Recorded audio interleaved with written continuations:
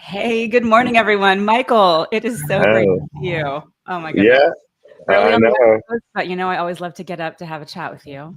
Yeah, Here we absolutely. are, the band back together. I'm Sheila Warren.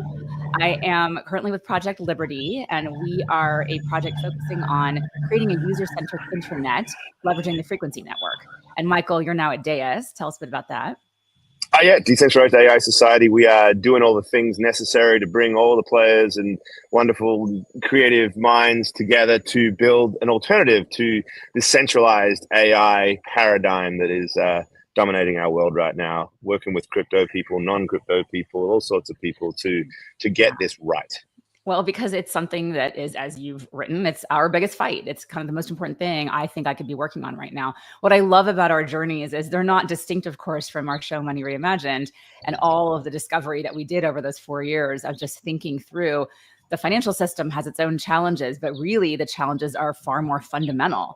The way that money flows in an internet age, in a digital age, is about challenges with the flow or lack thereof, I would say, of data, and how that data has been so captured by platforms that there's nothing about our internet that is actually focused on users. It's not user-centric. It doesn't prioritize people. Yeah. In fact, I had somebody say to me the other day, do not use the word users, right? Because the framing of users implies that it's the ownership of the platform itself. So, but you're right, people, humans, right? I think Money Reimagined, right? We were trying to look at money through that perspective to say, how would we reimagine money such that people have more agency over them, over their finances, over their capacity to interact, exchange value with each other, which is the foundation of civilization.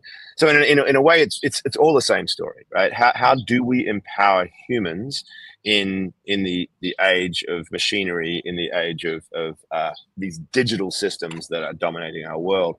And I think that's kind of the mission of Project Liberty. It's our biggest fight, the book I wrote with Frank McCourt, the founder of Project Liberty.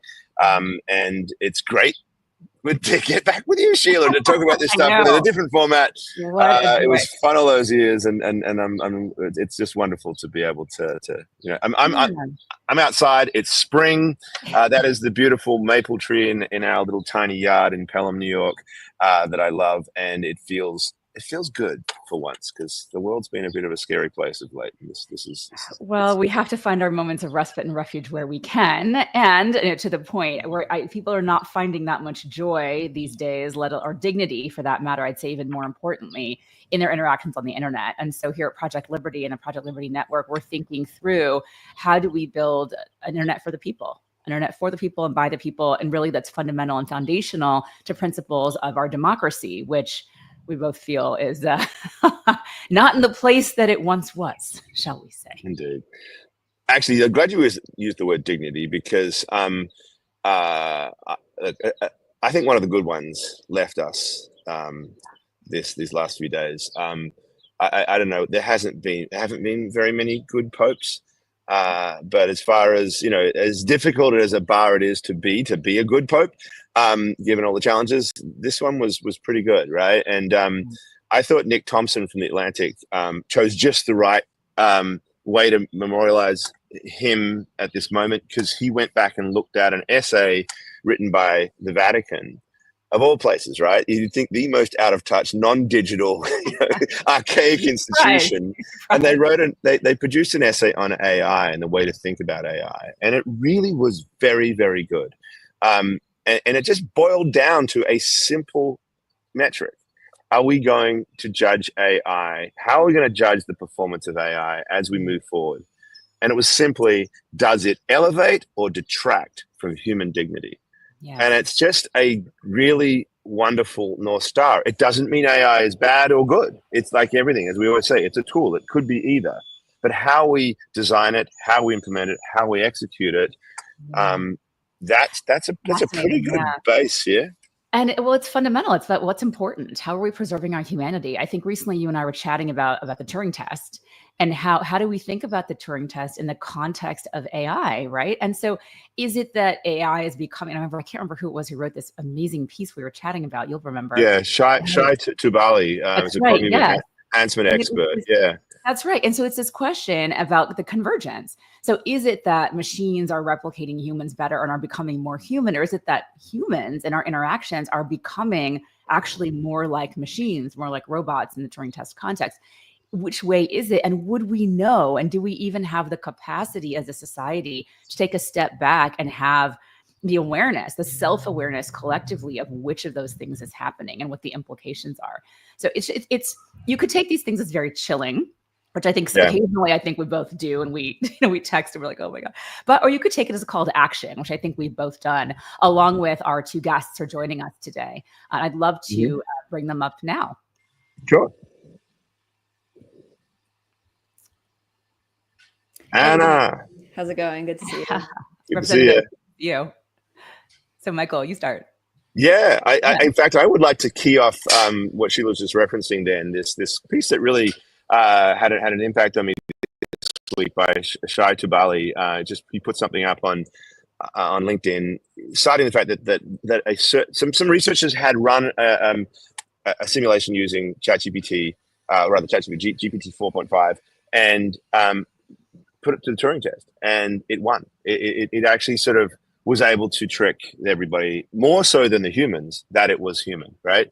And his point was a really interesting one. It's like, as Sheila was just saying, it wasn't necessarily that the machines have gotten better, but we have actually maybe become more mechanistic.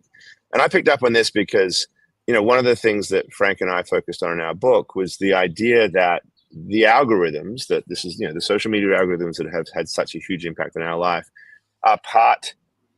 they're part software, but they're also part biology, because their mechanism of effect is in fact to tap into our dopamine release functions to trigger us. And so it's the interplay between the chemistry in our brain and the actual software that makes these things very, very powerful. But what it does is create a framework, it's the matrix in my mind, in which we're not actually aware that we have lost our own free will, that we're being guided by these algorithms. So when I put this piece up yesterday, and I've had a lot of comments to it, and people say, yeah, we all need to get out more and meet more, and we need to be more compassionate and more empathetic. I'm like, yes, we do. But how are we going to do that if we don't have control over the process? If in fact, so the starting point, and this is a key feature of what Project Liberty is all about here, yes, we need all these exhortations to the higher ideals of what it is to be human, but we need a technological framework in which we're able to do that, because we don't even know that we're losing that. And so my question to you, Anna, is what's Fana doing to fix this? Yeah, I think as we move into this world that's like increasingly digital, there are lots of things we take as kind of given in the physical world, which is like, I should own, I don't know, I have kind of like rights over my physical space, right? And I can move about and sort of have control there. And we're kind of bringing those same properties to the digital world, right? So that you actually have true ownership over your data, over the AI that gets trained on your data. If you think kind of a few years out, where we have almost like an autonomous AI version of ourselves, right? I have my like 10 AI Anna clones that I can send off and do whatever is needed. I want to sort of have true control over those, right? I don't want those to get stuck in some platform and kind of have to follow specific rules that one entity has set out primarily so that they can kind of advertise to me in some way. I actually want like agency, right? And so we borrow a lot of the tools that have worked really well for crypto. So like a non-custodial wallet, what that means is like, it's your keys that are actually permissioning your ability to do things with your funds. In the context of Fauna, it's your keys that are permissioning your ability to do things with your data and with AI. And one of the main things that the platform is used for today is kind of forming these almost like a labor union for data, where people are able to pool their data together, since it's really the core resource that drives AI, and then use that to be able to train better AI models. So the Reddit one has 140,000 users who've contributed their data. There's a Tesla one. There's one that's focused on Amazon data, and all these different data sets that we often think of as being owned by the platforms. I liked what you were saying about the term users, actually kind of like framing in this way of like, it's the platform and then just the user, but really the user is the legal owner of their data, right? And if you look at the law, in the same way that when you park your car in a parking lot, the parking lot doesn't just randomly own your car, right? It's still your car. They can't take your wheels, like it's yours, right? When you put your data in a platform, it's actually the same thing. I think people are often not aware of that fact. And so they have this like true kind of legal ownership, but then you need to give the ability to actually do something with it, right? How can you use an AI tool? How can you actually do something with that data rather than just having like a static zip file, which you've now exported from the platform? So I mean, the idea of it being a labor union or an association is a really interesting idea, right? Like, I think because in some of the conversations that we had as we were writing the book, people would say, well, you know what, your data in isolation isn't worth anything. It's only in aggregate. And I actually think that's a false narrative, because I think it serves the existing paradigm to say that's what it is. However, I can also recognize that pooling and working together is a powerful idea. What is your sort of like model for this? And I just want to throw you out an idea. Sandy Pentland, MIT Stanford professor, actually an advisor to Project Liberty as well, raised a really interesting idea when I was chatting to him about this idea, thinking that we should form data guilds that are actually founded around geographical proximity, because the interest and shared alignment of whatever we're interested in, what we need to deal with, are going to be quite different from those that we share in the digital world. And it kind of breaks us out of that digital structure. That's obviously just one way to look at it. Like, do you have a kind of a philosophical take, I suppose is where I'm going with this, on how these guilds, how these DAOs, these associations of data owners, cooperatives, right? Trust, all these different models. We're doing a lot of research into this at the Project Liberty Institute, but really curious about the modeling around this, Anna, from your perspective. Yeah. I think cooperative and collective are also kind of really, good words. And I think it's helpful to even borrow from what works in a labor organizing context, right? Of like, hey, what has worked well for labor unions? It's like the ability to negotiate and actually go on strike, have an endowment that makes that meaningful. I think at some point we'll start to see some of these different data cooperatives actually negotiating with platforms for different terms of service. And in that case, I think it is somewhat regional specific, right? Like if you're negotiating with the state of California and kind of advocating for the sorts of rights you would want to see with a specific platform, that is kind of more regional specific. But it honestly depends. I think honestly, most of them today are around, so our team is about 30 people, and then there are around 50 people full time who build these like data cooperatives on Vana. And most of them are pretty geographically distributed. There are some where kind of it's an existing community, like the Biohacker DAO, where they contribute their sleep data, community of biohackers who all kind of contribute their data, but they're all spread out. I think as we also move towards more of these almost like network states where like I personally live so much of my life online, right? And like so much of my community is actually like online. Like sometimes my friends don't even know where I am, but I'm just like messaging that, right? And so I think that what we've seen with a lot of the users who are kind of participating today is that it is relatively global, but I think there are also kind of ways to be able to have more geographic connection. So I think we could see it going either way. So I love this idea about collective action and how our data is not just meaningful individually, it's meaningful in the aggregate, but you can't get to the aggregate without individuals. And of course, part of what is a predicate assumption of all this is that you, as a participant in these systems, have choice, have agency, have the ability to make any sort of meaningful decision about where you are online, what's happening with information, et cetera. And so I'm so thrilled to have with us Representative Doug Fiefia of Utah, the great state of Utah, where recently Project Liberty was really excited and to support a bill called the Digital Choice Act, which is exactly about this topic. Now, this was a controversial bill, as you might imagine, signed into law by the governor, I think 2 weeks ago, very recently. And so, Representative, would love to hear from you. First of all, just frame up this bill for us and why you dedicated so much attention, energy. I mean, ask me how I know getting something through legislature is not easy. So all of that, but also would love to hear a little bit about what brought you. You could focus on any number of things. So why is this so important to you? But over to you for a bit. Sure. Well, Sheila, Michael, it's a pleasure to be here. Thank you for having me on. HB 418, which is the Digital Choice Act, was a bill that I introduced this year in the Utah legislature. And it's one that I'm incredibly proud of because it puts power back where it belongs, in the hands of everyday users. At its core, the bill is really about data portability and interoperability. Right now, big tech companies trap your data on their platforms, your posts, your messages, your photos, your connections, what we're calling your social graph. And if you want to leave, you're stuck, or you're stuck with starting from scratch. And that's not how it's supposed to work. And so this bill changes that by requiring social media companies to give users the tools to download their data and even transfer it to another platform. Just like you can port your phone number to a new carrier, this gives you the right to port your digital identity. And so it's really about freedom of choice and digital ownership.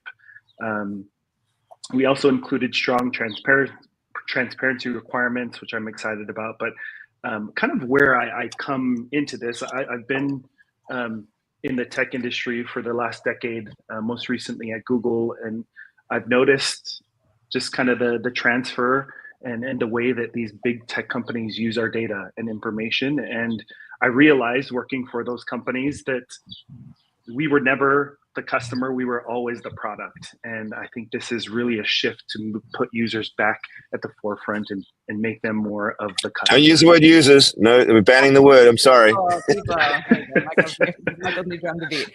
Yeah. Well, so what I love about this bill, which first of all I should say is now being taken to other states, really in this form. I mean, there's no such thing as a perfect bill, obviously, but it's pretty close to perfect, I would say, in terms of what it accomplishes, and also the scope. It doesn't try to get too, I think, into places that aren't necessarily highly relevant to the core fundamentals here, which are, to your point, portability and interoperability of this data. Because of course, the network effects created by all of our engagements online are where a lot of the value comes from. And if you can't actually mirror or port those network effects along with you as a user, it's just really not a realistic idea that you can exit these systems. It's just it's silly and foolish, and it's a convenient talking point, I think, for a lot of big tech actors, but it's not true, right? This idea, well, you could always leave, you could always go somewhere else, no one's keeping you here, is really very disingenuous, to say the least, if not Machiavellian and, well, evil is a word I would actually not hesitate to use in many ways, right? And that's not even getting into the issues we know around depersonalization that happen online, around addiction, around harm, around abuse, like all those, without even getting into any of that. This is just about the way you interact when you're in a relatively healthy state, on the internet. And so the question I have for you is really, when you think through the implications of this in sort of the economic frame, right? So there's this other issue, right? Because not only has this capture been sticky and been destructive, I would say, and been, to Michael's point earlier, been the opposite way, against human dignity, not towards human dignity and human flourishing. It's gone the other way. But also the economic models here have created these very, very, very deep monopolies. So I'm curious how you think about the economic implications of this kind of work and the lowering of the barrier to entry that's happening, or hopefully will happen, when users really do have choice in these systems.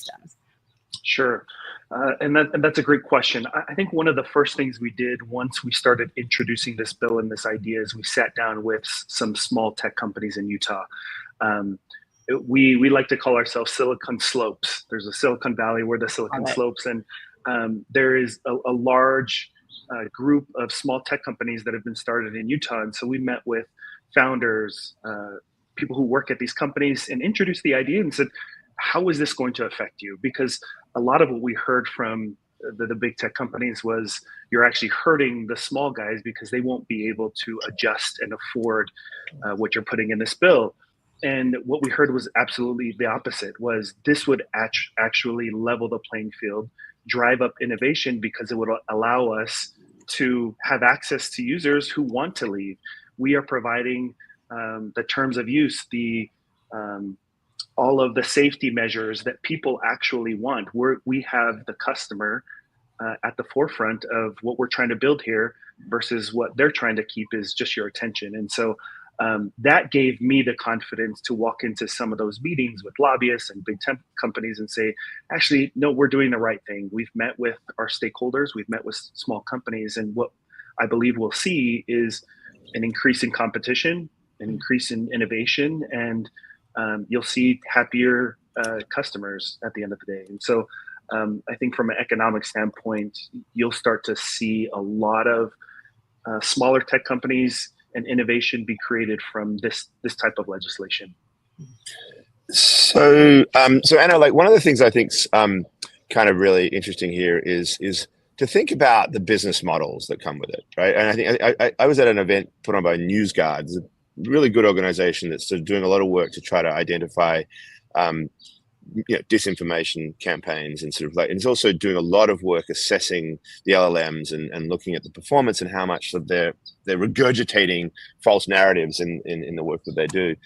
And there was a person at the table from a company called Cohere.ai. They are an LLM, a foundational LLM, but their whole business model is actually not, to the representative's point, of capturing attention and getting as much of the network effect as possible. They're servicing enterprises, and they're saying, hey, here's the model, you own the data, we will build something for you, right? And the thing that's really compelling about that, I think, you and I are at that event recently at MIT with the this AI agents world, and I think there's this idea that, a hopeful one, that we're going to have these agents that now, given the right privacy preservation structures around them and everything else, are going to be able to go in there and solve real world problems that people and enterprises need, rather than creating these god machines that answer every question as just a one-off, right? And so I think but what that needs is a different sense of the business model. The Silicon Valley business model of the last 20 years, which is what got us into this mess, is the idea that you just go for 100x returns by gathering as much powerful data as you can and owning that, right? And I feel like the race to AGI, that, by the way, was beautifully laid out in Pammy Olson's book, I thoroughly recommend her book, Supremacy, is a core part of the problem. And the challenge here, in my mind, is, okay, we can all see it. We know that we could maybe find a cure for cancer, and we could possibly sort of fix climate change if we were to focus on the problems and do that kind of enterprise approach that Cohere is taking. However, the appeal to any investor is still to say you have to keep up with this, 100x, flywheel that everyone's looking for. Like a corn model, yeah. Right, and the winners of this have just got massive amounts of a war chest that they can use to drive that as well. It's fallen a bit of late, but last time we spoke about it was 17 trillion in terms of the Magnificent Seven. So I suppose my point is that, and I think it really comes down to how do we operationalize new business models around data, which is where Varna is. So I'd just like you to just give your thoughts on this. I mean, how do you see the business models emerging that are different, and how do we make them something that's appealing to companies, to investors, to AI developers, and everyone else? Yeah, I mean, I think the kind of economic model of the internet looks really different from how like the early creators of the internet would have wanted it to play out, where it's really just this attention game of like, how do you capture as many, the approach the large tech companies have taken is, how do you get as many eyeballs as possible? And then how do you like extract as much value from that as possible? And if you play out that centralized model into an AI world, it's actually really quite scary, right? Where like people are all getting their information from a single AI model or a few large AI models that may not be optimizing for their needs. They might be optimizing for the needs of kind of the company that created them, right? And so I think we're starting to see people kind of realize this risk, right? I think one good example, if you saw Google Bard a while back, if you asked it for like a historically accurate picture of a medieval prince, it would show you like an Indian woman, right? And a lot of people were like, oh, this is ridiculous, this is crazy. But like, if there weren't another source of truth, people would just believe that, right? And that's actually like really terrifying. I've been doing this experiment where I like ask ChatGPT, how would you try to really subtly convince me of something without me noticing? And it's really strategic. It was like, it was saying like, I'd wait until you're traveling so you don't have your usual support system. And then I like late at night when you're feeling nostalgic, I'll like sneak it into a belief, but make it feel like you came up with it. And I'm like, that is terrifying, right? Yeah. And I think like we are increasingly moving towards this world where one, these AI models are a source of truth, and two, they create a huge amount of economic value, right? OpenAI is forecasting like $120 billion in revenue. If you divide that across all Americans, that's like a few $100s a year, right? That's really substantial, right? In terms of the model that I think is kind of the right approach for AI, everyone collectively has helped to create AI through their data, right? And a lot of people forget that. They think, oh, wow, it's like super smart. It's like, it's smart because of what you wrote on the internet 5 years ago, right? And it continues to get smarter because you keep teaching it. And so I think if you have proper attribution and ownership where the users who've actually helped to make this AI model really smart are the ones who own from it and get to kind of benefit economically as it's used, then you actually can have one really powerful technology, which can help solve different scientific questions and kind of push us forward, but also have it be very aligned with the user. So one of the use cases that we really orient towards is having 100 million users all contribute their data to actually build the best AI model than any single company, right? Because you can have them aggregate more data, kind of cutting across these different walled gardens of big tech using their individual data rights, which are so important. And we kicked off that training, which we announced a few weeks ago with Flower AI. The model series is called the Collective series of models. Collective 1 is a 7 billion parameter model. We're about 1% of the way there. So around 1 million users have contributed data. The first version won't be best in class, really. But what it offers is this path where you can have users really contributing meaningfully and sharing in those economics in an AI world. So I love this. And first of all, so many things to follow up on. One is we know actually what the people who were in the early days of the internet think about all of this because they're still around. we forget, I think, a lot, right? This is not ancient history. Tim Berners-Lee, Vint Cerf, they're all friends of Project Liberty. And we have spoken to them in great detail about this. And there is total alignment. The entire decentralized web movement comes from kind of OG internet actors who are horrified and disgusted. I think that both of those emotions in equal measure by how this has evolved and what it has become, which is so far from the roots of what was intended. And I think many of us, I think, were relatively early internet users. As a normie, I was not a super techie person in college, but I was the first class in college where everyone got an email address. So I remember teaching seniors when I was a freshman, this is what email is, and look at how it works, and it's pretty clunky, and you have to, whatever it was, going to the science center computer lab and doing all the things, So you had this orientation to it that was very decentralized. It was very peer-to-peer. It was static bulletin boards, content, all of that kind of thing. And now we have a moment where not just those OG founders and builders and creators and I would say visionaries truly feel this way, but we at the Institute, at Project Liberty Institute, actually recently released a study that we did with RFK investors, with a mid-year network that went to LPs, so limited partners who, for those who don't follow funding flows in the Valley, these are the people that give money to venture capitalists to invest to make them money, okay? And the irony there is their pension funds, endowments, whatnot. We did a survey of them. They are horrified by what's happening with data and AI. Right? And they just don't know what to do about it. And so you're seeing from all sides, from people who are using these services, I won't say users, Michael, I take your point. So from folks who are engaged in these systems, from the people who are ultimately the funders of these systems, maybe limited partners that fund these venture funds, from those trying to enter this space and build better systems or finding high barriers to entry, from all around, from government officials, from policymakers all over the world, not just here in the United States. You're seeing that there's this movement that is garnering more and more and more energy, which is basically saying, we need to be free. We need to have freedom of movement on the internet. We need to have the ability to say, to your point, we're all feeding the monster. We're feeding the monster of AI and of these big platforms. What are we getting in exchange for that? And what is the viable alternative?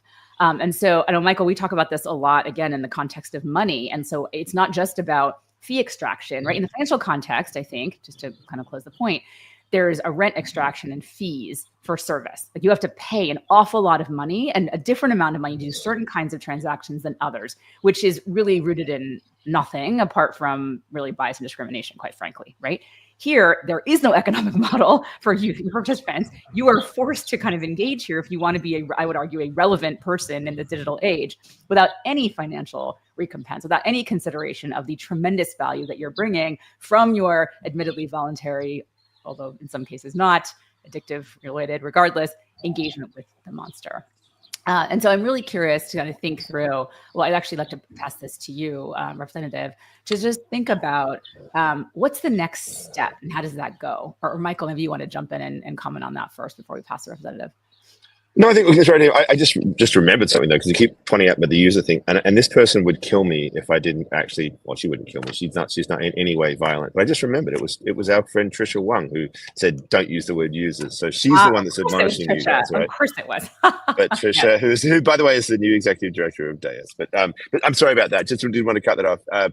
Yes, Representative Fiefia, your thoughts on that? Yeah. Yeah, I think you're absolutely right, Sheila. I think there is a movement starting, and we had about 5 or 6 states following closely, just kind of what happened, how the legislation was introduced, the struggles we went through, how we had to get it over the line, and I think what you'll see is several of these states in the next year or so pass similar legislation, and so we're excited about what's to come next. I think states are kind of an innovation lab of legislation. If Washington will not act, we can do it on the state level, similar to how tech startups can be the innovation lab for technology. I think similarly, it can state legislatures can do the same with legislation. And so there's been a lot of excitement, many legislators reaching out, trying to understand the legislation, trying to understand if it's something that they can pass. And I think the message that I'm hearing from everyone is we want more digital choice and more digital freedom.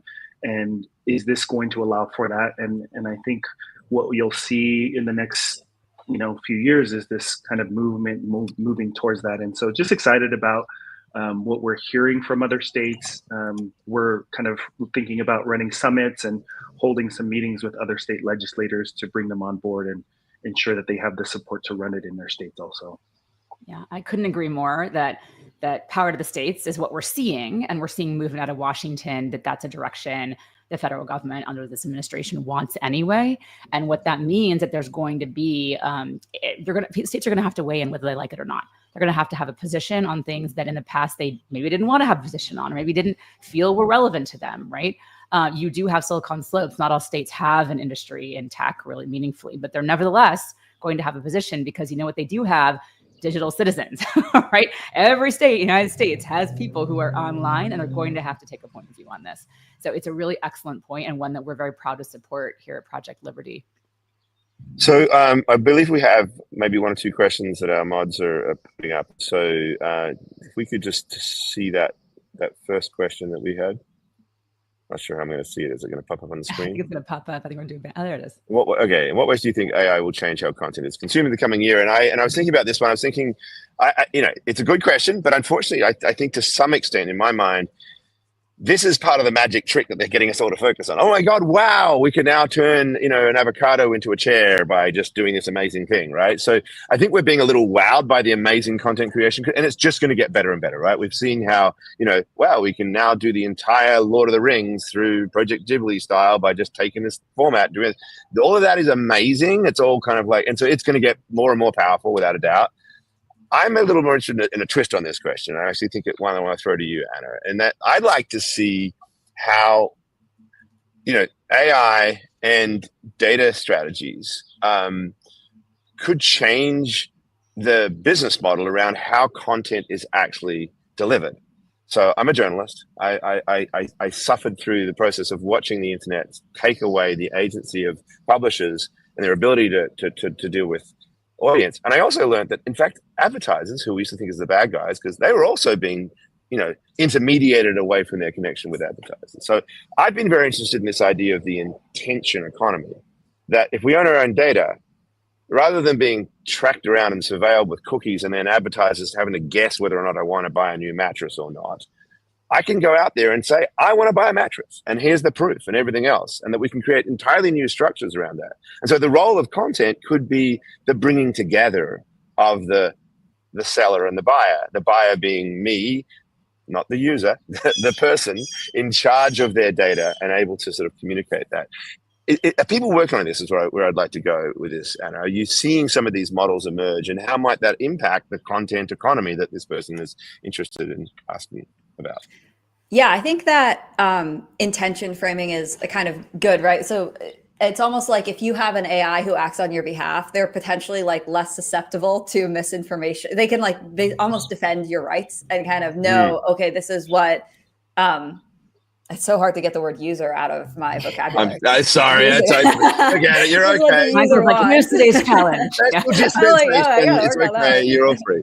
Okay. Well, this is what this individual user wants, right? And then here is how I will then act on their behalf and sort of make decisions based on what they want, right? And so really a lot of that question comes down to who is controlling that AI model and setting those parameters, right? And right now, if you're using most of the centralized services, you have some level of control, but mostly you don't. And it's mostly kind of like parameters that are set by them.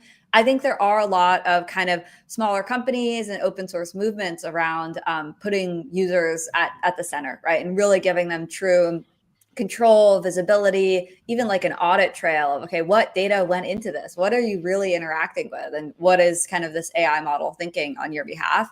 So I think that we're going to move towards that. I think one tailwind that's actually been quite helpful is this concept that AI researchers call the data wall, where actually just as an industry, we're running out of data to train AI on. So if you look at the whole public internet, it's around, and you have Common Crawl, and then you take the high quality subset and remove some of the duplicates. It's around 15 trillion words, which is a huge amount of information, right? No human could ever kind of read through all of that.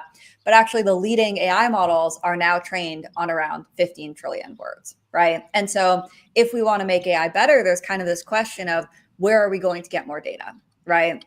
And I think that users in this moment actually have a huge amount of power and control because they're the ones who have that data and who can actually contribute it to making better AI. I think if we look at what typically consumers choose to do, it's they want to use the best product, right? And so the question should really be, how do we build the best product in a way that's very aligned towards user preferences? And how do we make sure that that kind of best product is in their control rather than in the control of a single company or another kind of optimization function around how to monetize attention. And so that's really the approach that we're taking at Vana, where users actually own the AI models that are trained on their data. I mean, I was interested, Doug, I mean, you talked a little bit about this before, but maybe you just go into a bit more deeply. You said some of these companies you're talking to are interested in these ideas and it's shifting here. What are you hearing in terms of how, once data portability under your legal framework is in place, companies are going to think differently about how they interact with those customers? And I suppose one of the things, if you are going to lose the network effect because you have to let them go somewhere else, then you have to do different things to win them over and keep them there. And so, I mean, what are you hearing from companies about how they're going to adjust to this?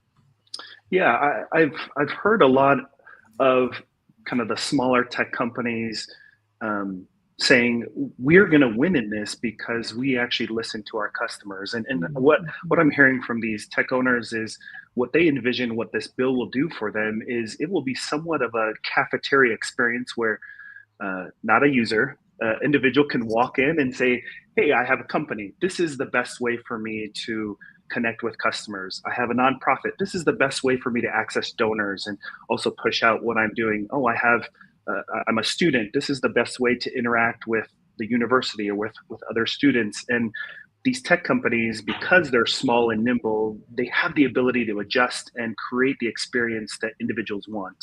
And so that's what they're excited about is, hey, we can move and shift. We can create what the market is actually asking for versus, again, these walled gardens, these huge monopolies that just frame the experience that they want us to have. And so I think they're really excited about, hey, we're willing to put our ear to the ground to listen to the customers, see what they want, and then actually create it. And so I think you'll see some exciting things happening in the tech industry. Yeah. Right. I think I love this because one of the things I think about a lot is how flattening being on a giant platform is, right? These are not places where nuance is celebrated, to say the least.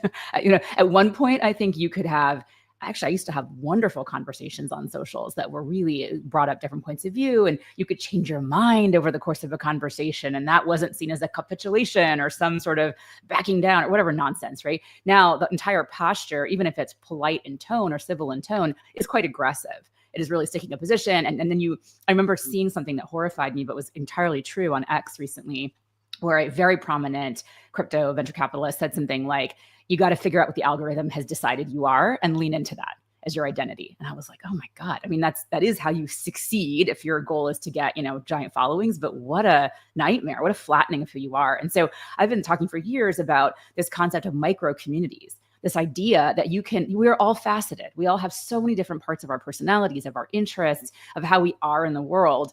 And instead of having one place where you're trying to be all the things, which is impossible in this day and age online, you could actually have these different smaller communities. But that all requires us to think about scale in a very different way. And so what I love about blockchain and crypto is you think about scale, which is how is that technology being used in myriad ways, which are decentralized. You could have a fandom. You could be, I'm a soccer fan over here. I am a creator over here. I'm a parent over here. I'm an activist over here, whatever it is. And all those communities, you can see and be part of those communities. And there are different customizations you would do with different parameters around the social engagement you would have depending on the nature of what you're trying to do. Very different if you're a football or soccer fan and you want to have like real-time score updates and trash talk about your favorite people, whatever, versus you're a parent worried about your child's internet addiction and you want to have a very emotional conversation. Totally different interfaces. They should be, but they're not, right? So to me, the problem here, of course, is in this. I remember walking around Davos, Michael, we were there together, and just everywhere people just talking about decacorn is like, the new black or whatever, right? Like forget unicorns, that's not success. If you're not a decacorn, meaning a $10 billion company valuation, what are you even doing here? And I was like, oh my God, like what on earth? What happened to being a successful, sticky, small company that has a rabid participant base, right? Because what you do is so custom to what that group really wants, or what the facet of that person in that context really wants. But again, these are radical reimaginings of our society. Michael, see what I did there? Radical reimaginings of how we think about things. And as we move to the last few minutes of our session today, maybe just final thought from our two guests, and then Michael, maybe we can do a little bit of reflection on the session. But why don't we start with Representative with you, and then go to Anna for some final thoughts. Yeah, I'm just grateful to be a part of this conversation, and just happy that this is the conversation being had now, and that it's normal to talk about, and the digital freedom and our identity being protected and being our own is a conversation that's being had. And so I look forward to continue to work with Project Liberty and important partners and stakeholders to come to the table to make sure that we continue to put power back into the people's hands. Anna, over to you. Thanks for that, Representative. Yeah, I think there's a lot of fear around AI today, and a lot of it comes from the fact that people associate technology with this like extractive business model that has been designed around kind of Web 2. And I think that doesn't have to be the case. You really can have both, where you have like powerful AI and it is aligned towards broader society goals, and potentially even aligned kind of economically with all of the different citizens and kind of participants who help to make it great. So I think there is that path. And yeah, thank you to kind of all of the work that Project Liberty, and really it takes everyone, right? It takes sort of reaching across all these, from San Francisco to sort of techies to also kind of policymakers. Like it really takes a huge group of actors because of the strength, honestly, of the big tech monopolies today. And so I think we're really starting to see this shift, and it's awesome to see the momentum that's building. So yeah, excited for what's to come. Yeah, I'm so grateful to both of you for all the work that you're doing to support this. Yes, thank you so much for joining us. Yeah, fantastic. It's a movement. So Michael, reflections. Yeah, just quickly, it's Anna's point. Like, I love the fact that she ended on a hopeful note, right? We can do this. There's a shift, there's a movement, there's people changing. And I think, like I've said this a few times to people, any moment you look back in history when there was a transfer of a property right, and it sounds like a very sort of narrow way of thinking, but it's not, to a wider class of human beings.